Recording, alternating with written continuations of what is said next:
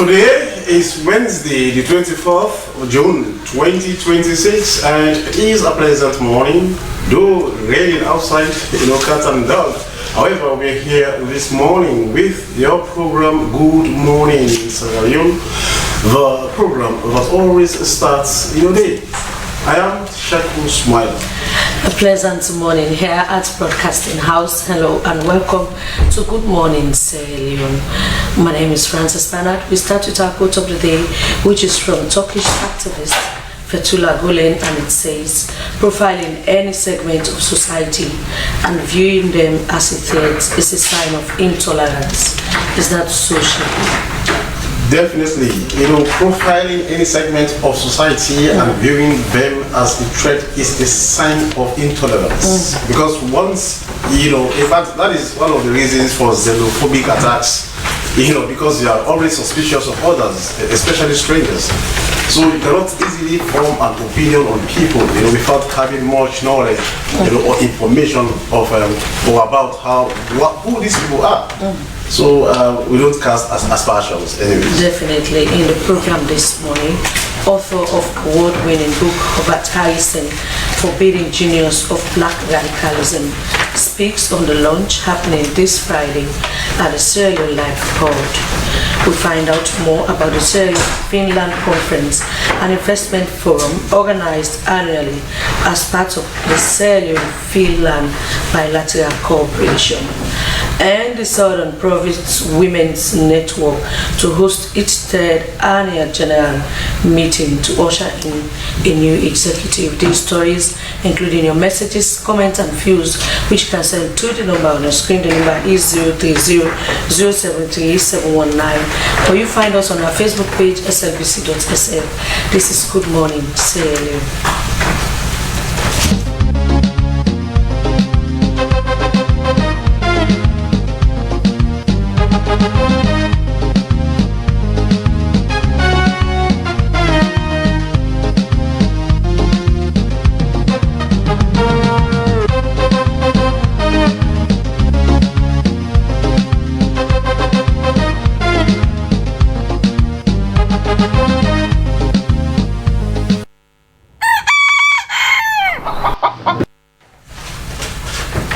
We are back, and the program you are still watching is Good Morning Sierra Leone, live from Broadcasting House, New Ingleville in Freetown.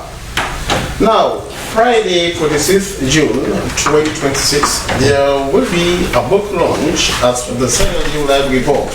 The book titled Hubert Harris, Forbidding Genius of Black Radicalism, is authored by Dr. Brian Kuba, an associate professor of history and director of the African and African American Studies program at the University of Memphis in the United States of America. The book is an award-winning biography of a working-class journalist, activist, and educator, Hubert Henry Harrison, who generated an array of visionary solutions to the systemic injustices of his day. After blazing a trail for black people in the Socialist Party of the United States, Harrison emerged as one of the most prominent free thinkers and freedom lovers of his generation. Hubert Harrison presents a historical restoration of Harrison's numerous intellectual and political breakthroughs, offering a fresh interpretation of his contributions to social movements for economic, social, and sexual liberties or liberation. Brian Kuba's richly textured narrative highlights the startling and continued relevance of Harrison's visionary thinking across the generations. The significance of Hubert Henry Harrison from the late 1880s to early 1900s as a journalist, activist, and educator lies in his innovation of radical solutions to radical injustices. He witnessed staggering losing for the few alongside crushing poverty for the many. white mob violence continually haunted black communities. Dr. Brian Kuba is an associate professor of history and director of the African and African American Studies program at the University of Memphis. His research centers on political thoughts and social movements among people of African descent in the United States and across the globe. Dr. Kuba has been an activist on issues including peace building, immigrant workers' rights, socialism, climate justice, and the movement for black lives. Well, in the studios now to talk more on this is Dr. Brian Kuba himself. Good morning and welcome to the program. Good morning. Thank you so much for having me. Now, first of all, why did you choose to launch this book, in Sierra Leone? What's your connections with this country? Great question. Well, this is my first time in Sierra Leone, and I am here to visit my dad, who happens to be living here for the past 17 years, ever since he left the U.S. in 2009. We just had Father's Day a couple of days ago, and it was the first one that I could spend with my dad in 17 years. So I'm really excited to be here and excited to share this book with Sierra Leone. But then, now Sierra Leone has, a history that is very rich, in black liberation. For example, when slave trade was abolished, this place, Sierra Leone, was one of the places that actually received, freed slaves. The history about the Nova Scotians, the captives. And in fact, Freetown here is a province of freedom. History tells us that Freetown is a province of freedom. And that history has existed for over 200 years or so. Now tell us, how does Sierra Leone stand out, in this narrative? Not necessarily, I'm writing about Sierra Leoneans who actually struggled, for self-rule, who contributed to the Pan-African movement. But then, how does Sierra Leone fit into this situation? Great question. So, Hubert Harrison lived from the late 19th until the early 20th century. He died in 1927. And this was a period where Africans all over the world were waking up, in part due to World War I, the so-called War for Democracy, in which Africans were denied democracy at the conclusion of that war as colonialism continued in most parts of Africa. And so Hubert Harrison was part of this generational awakening that included people in Sierra Leone like Adelaide Casely Hayford, who was a reformer, an education reformer, and a Pan-Africanist, and someone who worked with people like Marcus Garvey, who was a huge figure in the Pan-African movement in the 1920s. And Harrison influenced Garvey and many Pan-Africanists of that era, people like W.E.B. Du Bois, for example, another leading Pan-Africanist in the diaspora. And Harrison maintained correspondence with Africans on the continent, including people like Adelaide Casely Hayford, John Mensah Sarba in the Gold Coast, Kobina Seki in the Gold Coast as well, Deuce Muhammad Ali in London, famous Pan-Africanist with the African Times and Orient Review. And so there's this network of emerging activists and Pan-Africanists all over the world that's really, really exciting, and that I try to tell the story of in my book because Hubert Harrison was such a key figure in that network. But the thing is that that brings us to why you chose to write about Hubert. I know that in the Pan-African struggle, you mentioned Marcus Garvey, the boys, he even decided to come stay in Ghana. There's a whole institute of, on the boys in Ghana. But why did you decide to write about him? I decided to write about Harrison because once I discovered his existence, thanks to scholarly work by Jeff Perry, I realized Harrison is a really, really fascinating figure, and I had never heard of him before. And nobody I knew had ever heard of him before. So that set me down the path where I wanted to learn more for myself, but the more that I learned for myself, the more I realized I wanted to share this story with other people because he's just such a pioneering figure in many different domains, and yet he was written out of history. So yes, he influenced people like Marcus Garvey, W.E.B. Du Bois, and many others, but because he was more radical than them, he basically got written out of history, and that's why most people have never heard of him. And so, so that's why I wrote this book, to bring him back to a more public awareness, to kind of reclaim this ancestor in the Black radical tradition. Okay, Doctor, let's talk about the book itself. Kindly explain to us Forbidden Genius of Black Radicalism, and is this the best description of Harrison? Well, there's many ways you could describe Harrison, because he had many different hats and he was involved in many different social movements. The reason I chose this subtitle of Forbidden Genius of Black Radicalism is I wanted something that would capture people's imagination. For example, we don't often associate the word genius with black people because of the way in which racism in the world has been structured. And so to say, here's a black genius who's been forbidden, I thought would be a nice draw, a nice way to catch the attention of people and say, hey, here's a figure that has been neglected, has been marginalized, but is actually really important, and his ideas remain very relevant today. So, so it's one of the ways you can describe Harrison, but there's many others. He was a journalist, he was an activist, he was an educator. For example, he used to speak on street corners to large audiences large enough to block traffic.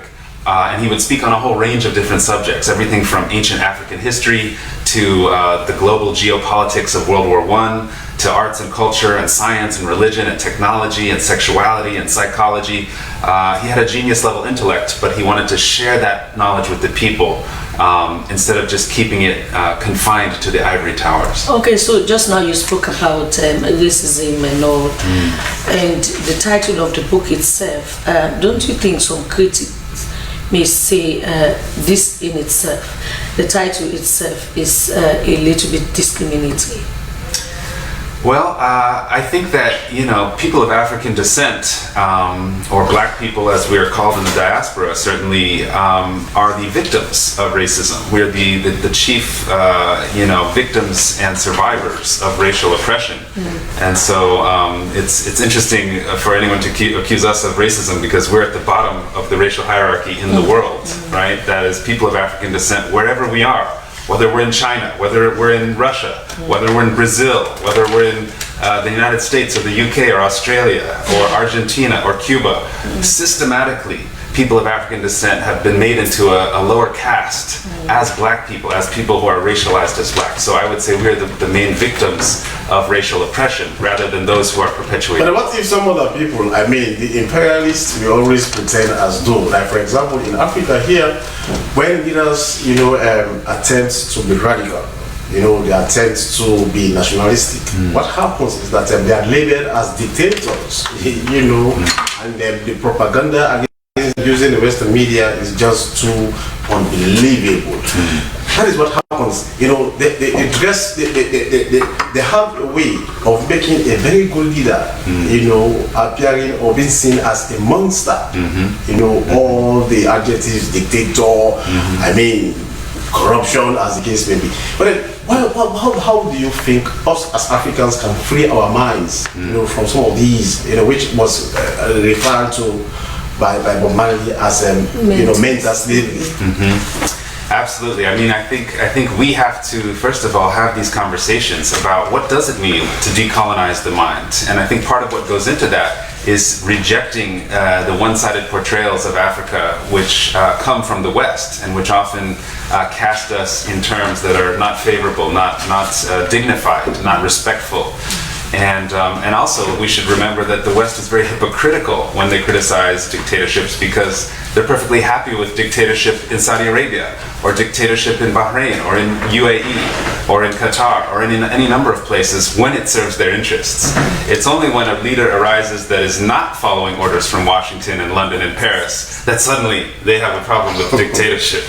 And so we need to develop critical thinking, in other words. We need to be able to assess a situation for ourselves. As Hubert Harrison said, the way to get knowledge is to test what you think you know against 10 other people who know differently and see if you survive the shock. And that, I think, is the task before us, especially in an age of so much misinformation and disinformation. We have to be able to seek knowledge. But do you think this campaign, because I see this as a campaign, probably you will be a new trailblazer or a pathfinder.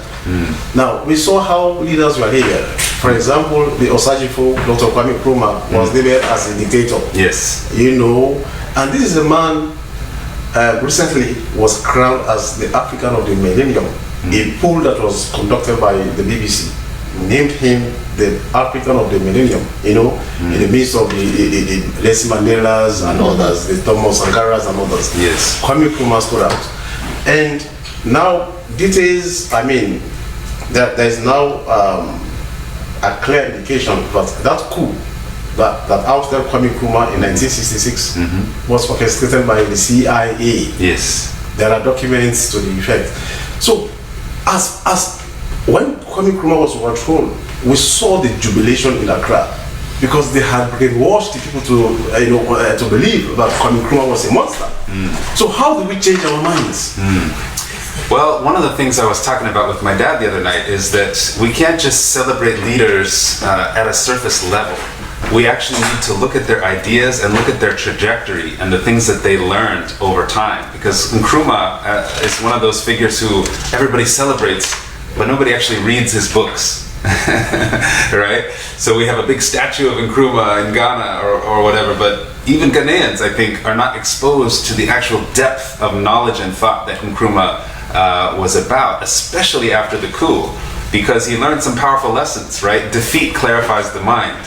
And Nkrumah becomes actually more radical, and he starts talking about, you know, neo-colonialism and imperialism as a stage in the development of African struggle. And he's urging Africans to actually to get to the roots of our problems and pull out these systems by the roots. All right, Doctor, thank you very much. Continue to stay with us.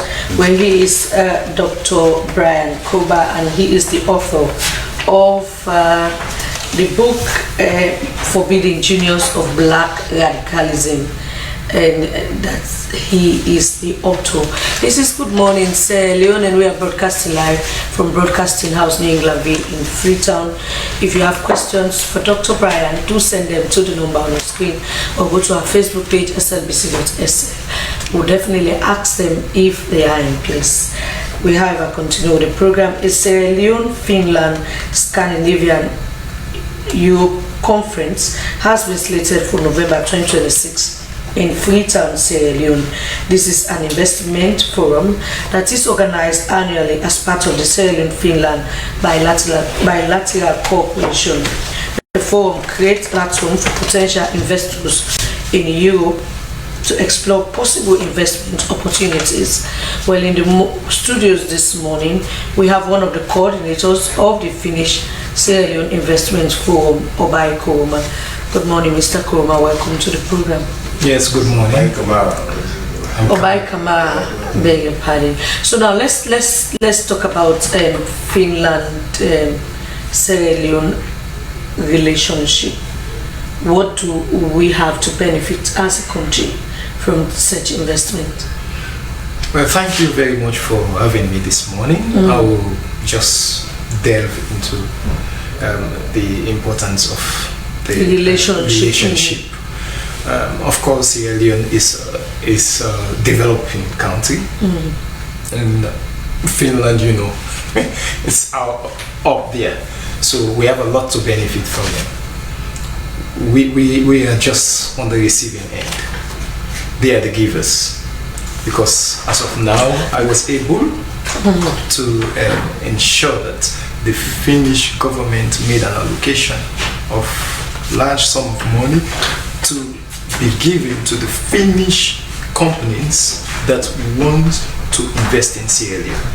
It's 75% grant of their total capital. So these monies are coming to Mr. Kamara, saying that Sierra Leone is totally at the receiving end, I beg to differ, because some of these companies or these investment agencies, when they come to our country, they also have other things that they benefit from for being in Sierra Leone. So to say we are totally at the receiving end, I don't know, but I think we have to do a rethink over that. Well, that is your take, and I respect it, but I know what I'm saying. I know what I'm saying. We've been struggling with this over the years. So my question is, sometimes they come, they work in the mining sector, and what they get from Sierra Leone and they take away to their countries is way above what the people of Sierra Leone are benefiting from that relationship. That's what I'm saying. Well, who is to be blamed then?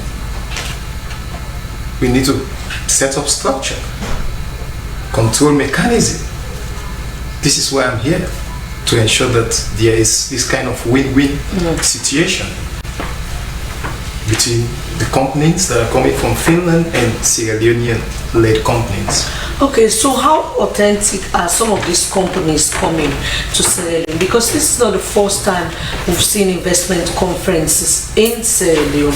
Well, not only in Sierra Leone, but in Africa, especially in this region, because of maybe our economic status and all the rest. We've seen conferences, but at the end of the day, they just come, they get what they want, and they go, and the people at home virtually benefit and nothing from what they are coming with. Okay. I want to also beg to differ. We have the Sierra Leone Finland Investment Forum that is usually taking place in Finland. Okay. Wherein the private sector from Sierra Leone goes to Finland, as well as the public sector.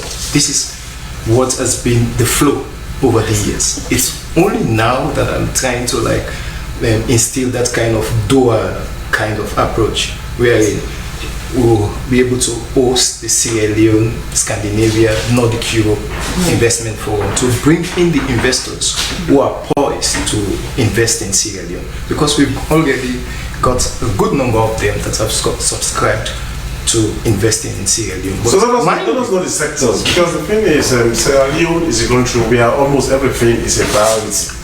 Every sector is a priority, because there's this one that we actually concentrated on, intentionally, and probably gone to a level where we can say, okay, we've done ABC and this, so we cannot be proud of what we have achieved as a nation. So every sector is a priority. Tell us, which specific areas of investments are we talking about here? Okay, thank you very much.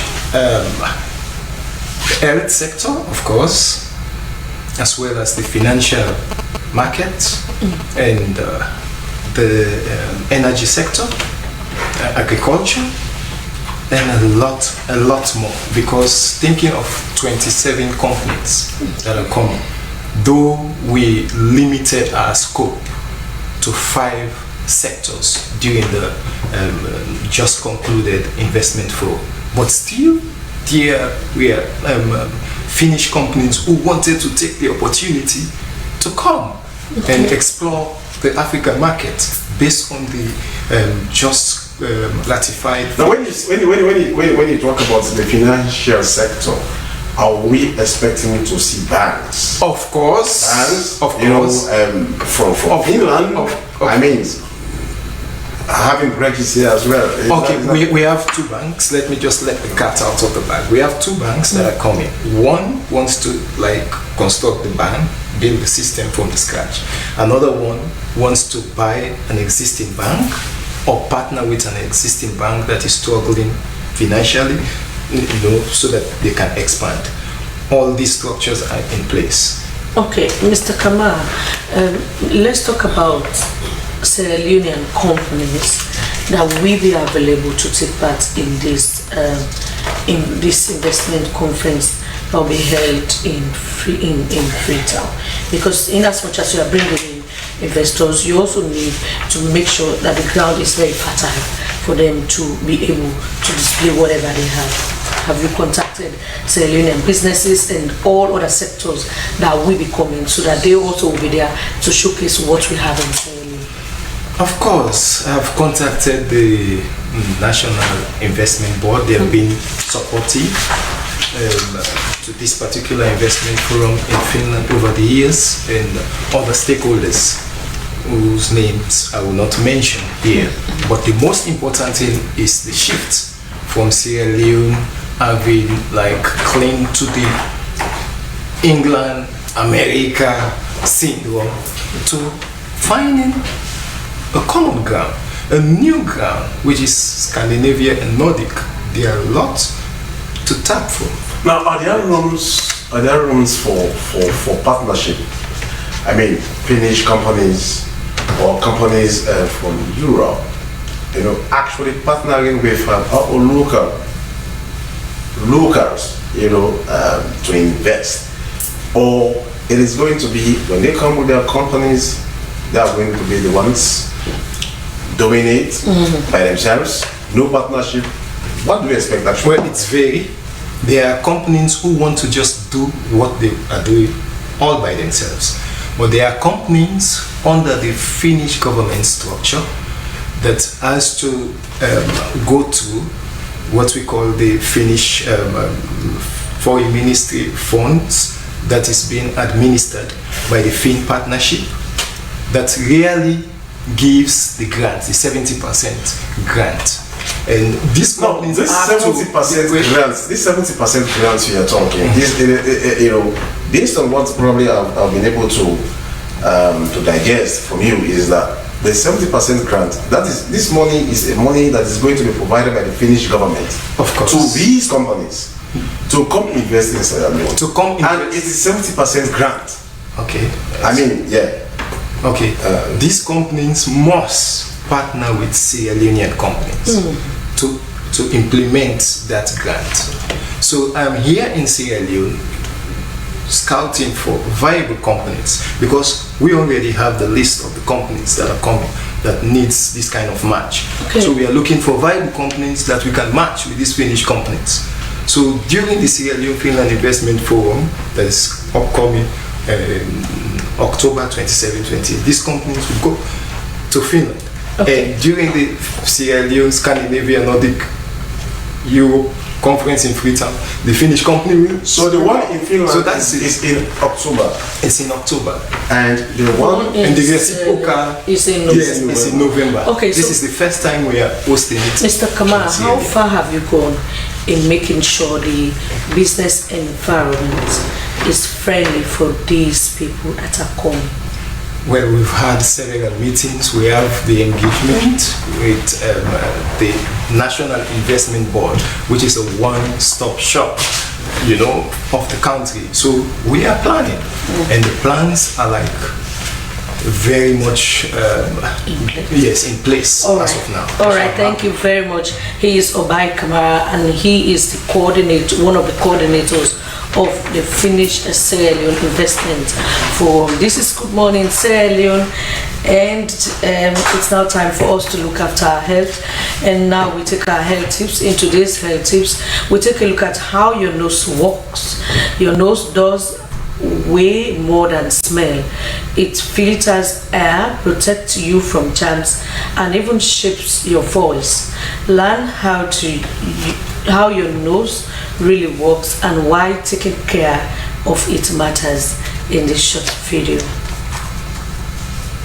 Everyone knows your nose helps you smell. But what else does it do for you? And how? Let's dig in.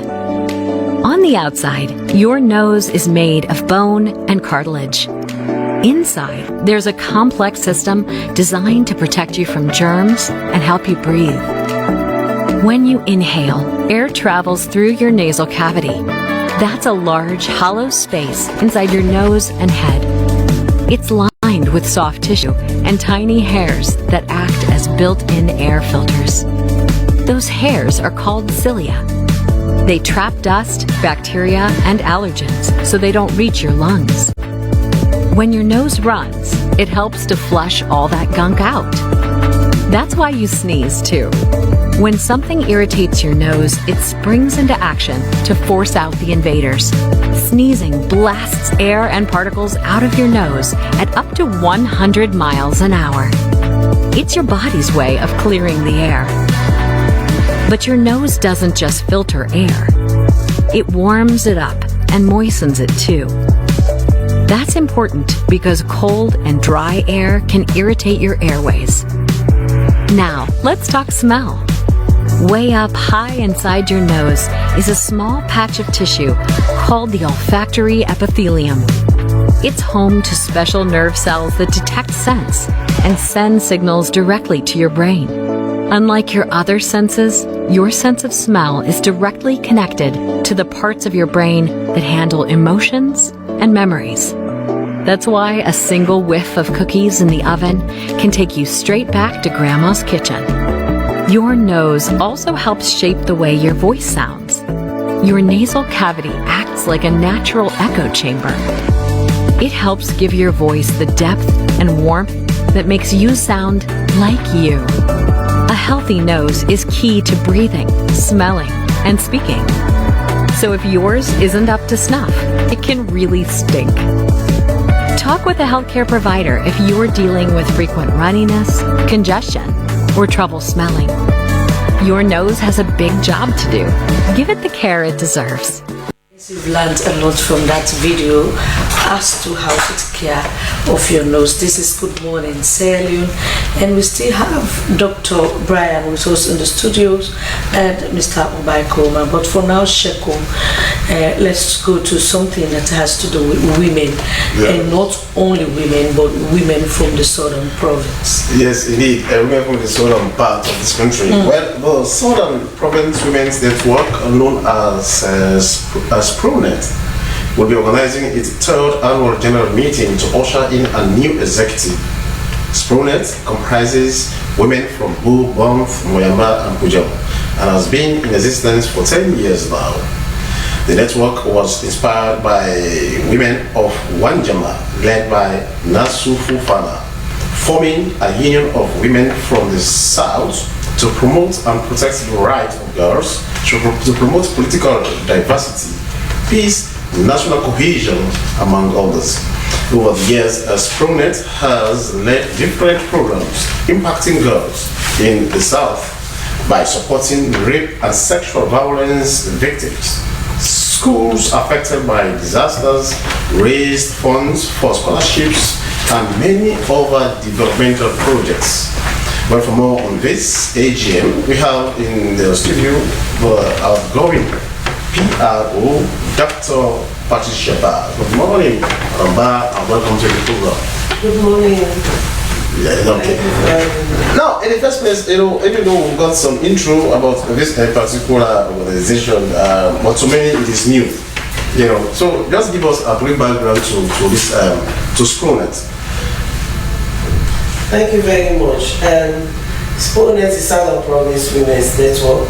Women from Bobo, Moyamba, Pujol that came together to see how we can address issues affecting our women and girls, especially in the area of gender-based violence, looking at issues of rape, looking at how we can empower them so that they can also take care of themselves.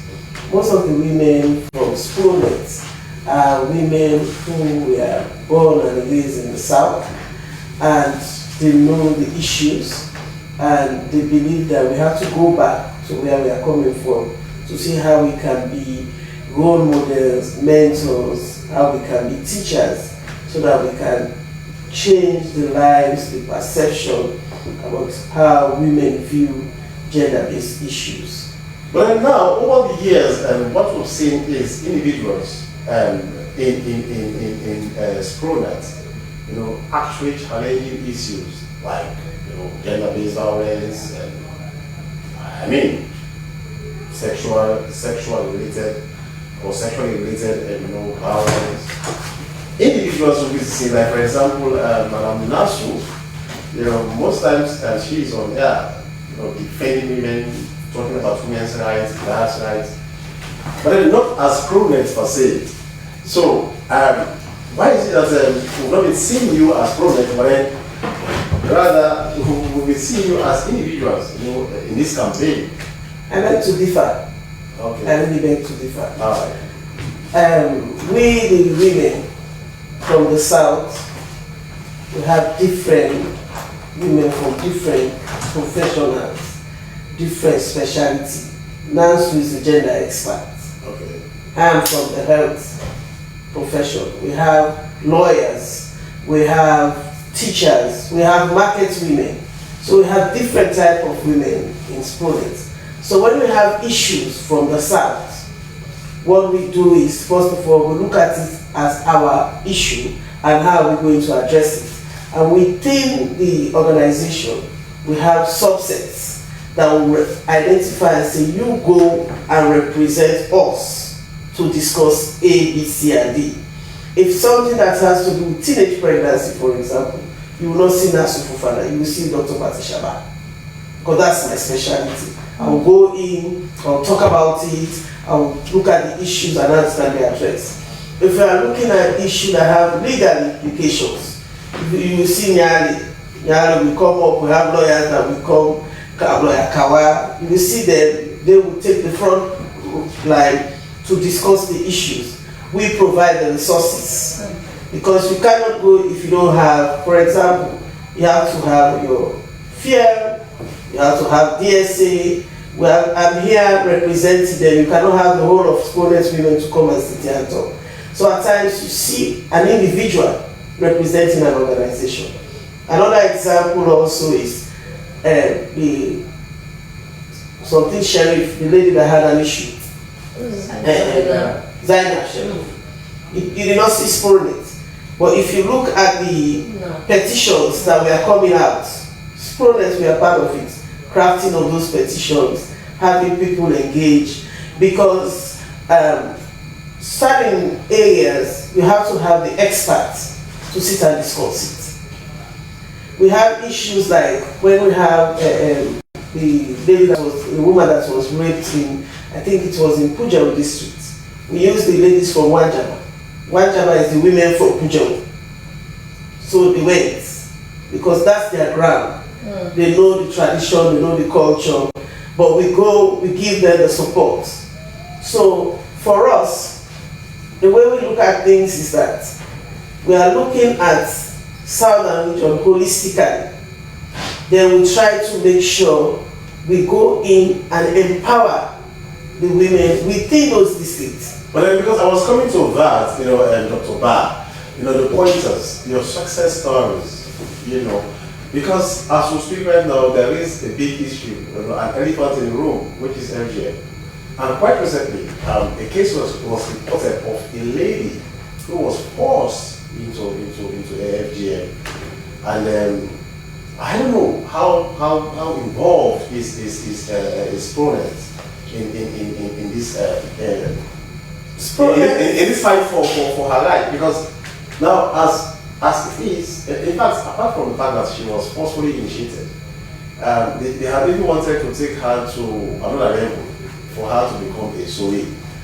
So I don't know how involved is Exponent in this, in her events. Thank you very much. You see, Exponents work with most of the women organizations. We work with 50-50, we work with women from the Northern Province Women's Network, we work with the women from the East, and we work with women organization within Western India. So at times what we do is when issues like that is flagged on the air, we immediately call our own in-house meeting to see how we can come in and support. And there are certain discussions you have to be very professional in the way you address them. And one key issue is culture and tradition. It's culture and tradition affects all spheres of life. If you look at the health sector, if you are not mindful the way you address issues, it affects the implementation of programs. So for issues like that, the first thing that we did was get the gender experts to sit and discuss with us, the health professionals. And you cannot talk on issues you don't have evidence. You just don't jump into an issue. We have our legal sisters that will guide us and say, we have to do A, B, C, and D. So at times you don't see the face, but we walk behind the scene. Okay, doctor, let's talk about being in existence for 10 years is a milestone. But let's talk about some of the achievements you've made. Just now my colleague was saying that you've not been seen as a group, rather of being seen individuals, but you've just made that very clear to us. So now let's talk about some of the achievement that you've made over the past 10 years that you point at that because of the existence of SPONET, that's why we are seeing A, B, and C? The first achievement is providing scholarship to girls. We've supported girls who cannot afford to go through their education. We've also made sure we address issues that have to do with gender-based violence, rape, where we provide resources to make sure they get the justice that they need. And if there is any health intervention that we need to address, we support them with medication, we provide financial resources, and we also provide psychosocial support in those areas. But we also have bigger projects that we can boast of. As an organization, we want to leave a footprint. And one thing that we decided to do is for us to build like a resource training center at our regional headquarters town. We cannot build it in all the districts, but Bo is the regional headquarters town for the south. So we acquired land, acres of land. We've tried to have our BOQ, and we started bringing our building materials to make sure we have that training center where our adolescents, our women can go in and have the opportunity for us to train them. We have also empowered our women in the districts. Like, for example, for each district, we have SPONET members. These women are empowered. We give them the knowledge, we give them the skills, and then we give them the resources so that they can reach out to the people in the community. So let's talk about inclusivity. You know, many a times some of these organizations, you only cater for the elite, for those who are well placed. How different is it in SPONET that it's not only women who are politically connected, who are influential in society, are the ones that you actually work with or you partner with? Let me make this point very clear. SPONET is apolitical. We have politicians, we have teachers. For example, Nasu, everybody knows she's APC, a politician. We have members of parliament in both APC, SMPP, NGC, Fadidej, KKY, Madame Flo was part of SPONET. She was KKY. But we try to make our organization apolitical. We'll support you with advices, but we don't see SPONET t-shirts campaigning for any political party. You have the right to belong to parties. Because some of us are civil servants. So you have to make sure you protect your profession. So what we do is, it's not only for the elites. That's why I said we have SPONET members on the ground. We have district coordinators. The district coordinators work with the women in those districts. We have women who are market women. If you want the best farm boy, come to SPONET. We will identify members in our community that they are specialized in the sales of palm oil. Okay, how about funding? Where do you get funds from to finance your activities? And also, you just spoke about scholarship and by women to achieve or realize their dream. It is mandatory for all SPONET members to contribute to the organization on a monthly basis. If you fail to pay January, February, March, now AGM, you have to pay all your backlog. That's one way we raise funds. The other way that we do have activities, we normally have our dinner. Every year we normally have dinner. In fact, we are now thinking of having another activity away from our dinner. And the essence of that dinner is to fundraise. And it's also mandatory for members, whether you attend or not, to contribute to that dinner. Because at the end of the dinner, for example, last year, we raised close to $500,000. $500,000, that's on 500,000 euros, which can really move our organization forward. And we have our brothers, husbands who are from the south also. But then, Madam Ba, in as much as you are apolitical, you are not a political organization. Even though you allow your members, to belong, that is a right, provided by law. But do you also provide political education? One of the areas that women are really challenged is how is politics. How they could be placed. Yeah. Because, like for example, now we see the women are the ones who dance their shobida. They are the ones who cook. And most times we hear about women swing. And not the mainstream.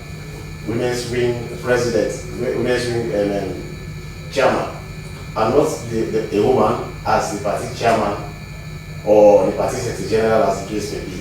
And that is also very important because political education now, according to figures, the female population in this country far outweighs that of us, the men. And therefore, if that population is not catered for, there is no way we can achieve economic growth and development. Now, history about the world wars, First and Second World Wars, most of those who took part in the wars were men. They died. And because of the Europeans or other countries wanted to match up, to embark on serious developmental programs, they decided to bring in this concept of gender mainstreaming, men and women working side by side. How effective is Pronet in this side-by-side campaign? And not women at the back and men in the front. That's why when my sister asked about the funding, I decided to catalog them, and I ended by saying we have our brothers and men at the back supporting us financially to make sure that we succeed. Because whatever we are doing, e.g. if we want to go to the district, we ask our men, our brothers, we need fuel, we need vehicle, we need, so financially they are supporting us. Coming to the politics side, education, we do. We are very, very concerned about women participation in politics. That is why what I'm trying to say is Pronet is not an SLPP organization, it's not an APC organization, it's not an NGC organization. But if we have women, like for example, why I keep calling Nasu's name is because everybody knows she is very active in politics. And she is one of the very active APC women in the South. And what we do is, we use those that are in politics to engage grassroots so that we can have councillors, women councillors in our districts. We are very fussy about that. We want to have women councillors, we want to have women MPs. So that is why I normally boast that the Southern Province is the only district that you see female paramount chiefs. In terms of numbers, if you go to the north, you hardly see a woman paramount chief. If you go to the east, they will tell you that a female cat will not crow where there is a male cat. But when you come to the south, the female cat will crow, the female fowl will crow more than the male cat. All right. Because we encourage, we empower. We just have one seat in Pujem, a young female. But what are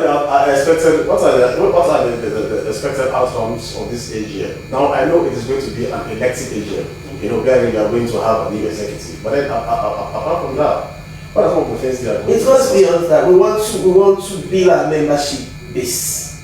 We want to make sure we empower members so that they can also take the driver's seat. We are bringing in women of excellence from different regions to come and sort of build the capacity, empower. We want to transform our organization, and we want to go beyond just looking at GBV. We want to go to the level of making sure come 2028 Pronet members will be in all these political parties. We want to make sure, yes, that's our dream. Are you dreaming of getting a female aspirant? If we have it as Pronet, irrespective of which political party you are coming from, we'll make sure we give that support to make sure that women will you vote for a woman candidate or presidential flag bearer if the person happens to secure that position in a political party, regardless of which political party? Of course we do, because we have members who are in all these political parties that we are looking at to take that position. Right. We have members in Pronet, and as Pronet members, it's not about the political party.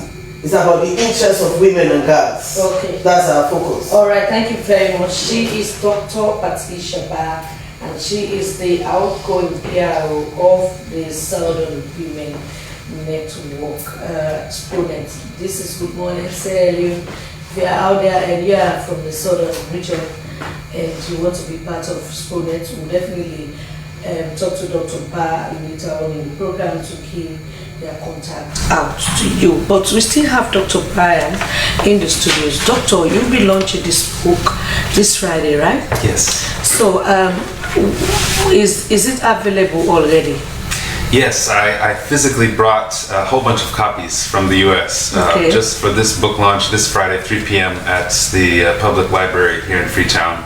And I just want to shout out Constance Cummings-John and I.T.A. Wallace Johnson, some of the great Pan-Africanists and freedom fighters in Sierra Leone's history, because the event is sponsored by the Pan-African Coalition of Sierra Leone, which is a coalition of different groups, PANAFU and others who want to bring Africans together around liberation and self-determination.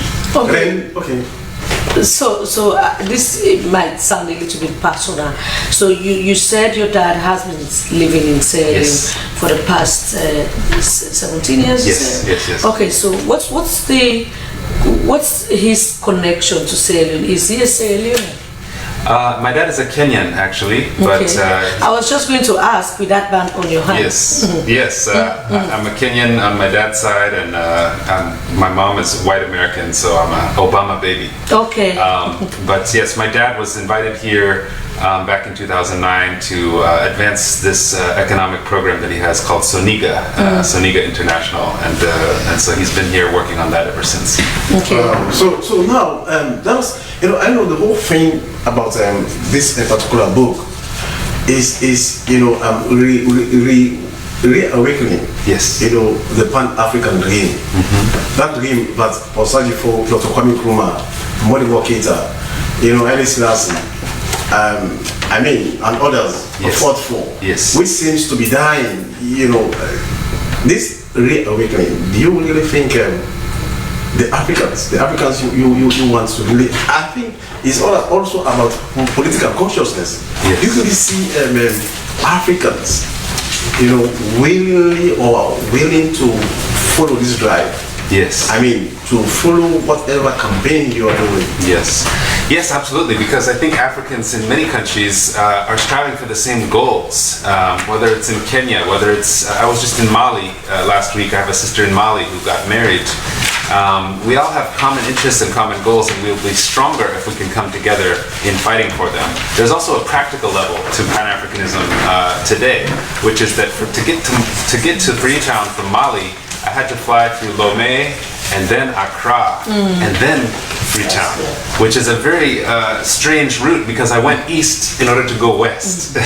But you flew with the Pan-African flight. Yes. ASCA. Yes. It's a step forward. I'm glad there's a Pan-African airline, but we need further and deeper integration on the continent if we really want to see a self-determination and freedom. Well, quickly, a few seconds, Brian, Doc, let us talk about the launch. When the launch is on Friday, right? Yes, Friday 3 p.m. Who are we expecting? So, as I mentioned, it's organized by the Pan-African Coalition of Sierra Leone. So there's going to be a range of different people, activists, journalists, students, people who are in the community. And so I'm just really a vehicle to bring people together.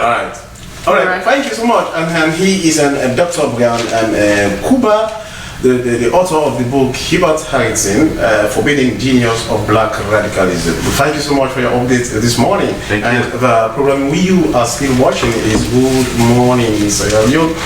But then we still have Obi Fraze. Well, he's not Obi Fraze. Obi Fraze is what people know him for, but then he is Obai Tamara. One of the coordinators of the Finnish Sierra Leone Investment Forum. Quickly, what really do we expect? Firstly, the conference in Finland and the reciprocal, conference in Sierra Leone. In very few seconds, explain to us what we expect. Well, we are expecting support in the area of employment creation and the alleviation of the abject poverty we are seeing in the country. That's what we are expecting. Sorry, let us just go through the papers quickly. Yes, this morning, let's start with the Calabash newspaper. Calabash newspaper, President Leo, First Lady, joined nation in honoring late APC Chairman Alhaji Min Kailu Uman Saye. All right, okay. These and more you'll find in the Calabash. Quickly, I move on to the Echo newspaper, and it says, as APC grassroots question former flag bearers' conspicuous absence at Mikhailo Minsare's funeral. Here you can see Dr. Samra Kamara. All right, my next take is Saloon Times newspaper. Saloon Times newspaper, financial sector supports new sustainable finance framework. These and more you'll find in the Saloon Times newspaper, and that's my final paper for today. Yes, and from there I move on to the Awareness Times newspaper, which says, over VVIP's protection services, SIPP regime cautioned by General Kayama Po. Well, I think this paper is going to be our final paper for today because of time, and it's time for us to say goodbye. Many thanks to Dr. Obian Kobi and also Obai Kamara, coordinator of Finnish Senegal Investment Forum, and also Madam Patricia Ba from Pronet. Yes, Pronet. Well, that is how we say goodbye. Many thanks to the entire production team, especially producer Daphne Zana Kamara. I am Sheikh Usmaya. My name is Francis Bana. Do have a lovely and wonderful day. Good morning.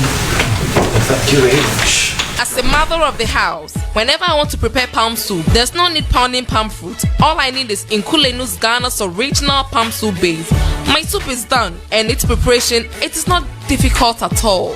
Nkulenu palm soup base, it's easily done with no difficulties. Just take few ladles and your soup is done. And its flavor, it's amazing. This is Nkulenu's Ghana's original palm soup base.